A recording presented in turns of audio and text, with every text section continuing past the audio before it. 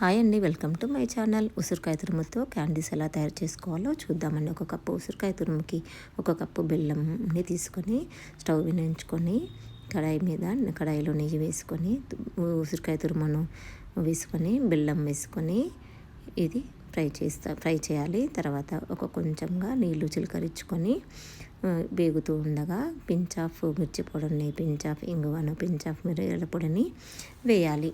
వేసి ఈ ఫ్లేమ్ను సిమ్ మీద పెట్టుకొని ఇలా ఉడకనివ్వాలి. ఇలా ఉడుకుతుండగా బ్లైండింగ్ కొరకు కొంచెం కార్న్ఫ్లోర్ని వేసుకోవాలి. ఇది దగ్గరకు వచ్చేంత వరకు ఫ్రై చేసుకొని ఇలా దగ్గరకు వచ్చాక పించ్ ఆఫ్ సాల్ట్ను వేసుకొని చల్లారిన తర్వాత ఇలా బాల్స్ని కట్టుకోవాలి. ఇది చిన్నపిల్లలకు కానీ పెద్దలకు కానీ జలుబుకు, దగ్గుకు చాలా బాగా పనిచేస్తుందండి. ఇది గాజు కంటైనర్లో మనము భద్రపరచుకోవాలి.